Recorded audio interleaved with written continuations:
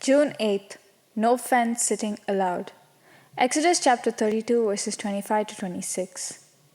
Now, when Moses saw that the people were unrestrained, for Aaron had not restrained them, to their shame among their enemies, then Moses stood in the entrance of the camp and said, "Whoever is on the Lord's side, let him come to me." And all the sons of Levi gathered themselves together to him.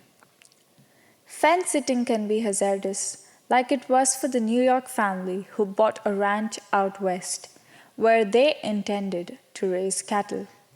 One day, a friend from back east visited and asked if the ranch had a name. "Well," said the would-be cattleman, "I wanted to name it the Bar-J. My wife favored Suzy Q. One son liked the flying W, and the other wanted the lazy Y.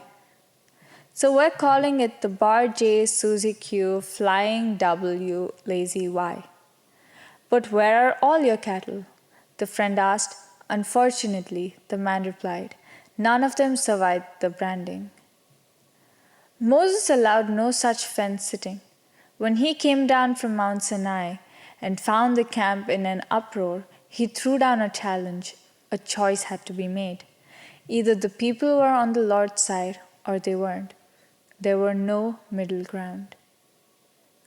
Too many Christians like to sit on the fence. They want one foot in the faith and the other foot in the world. They don't want to stand out too sharply from unbelievers for fear of negative responses.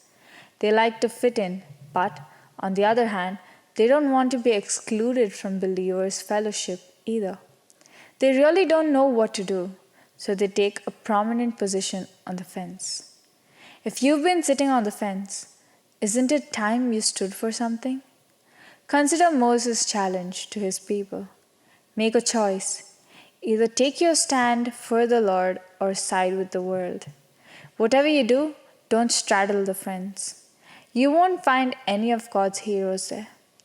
If you sit on the fence, expect to get splinters. Amen.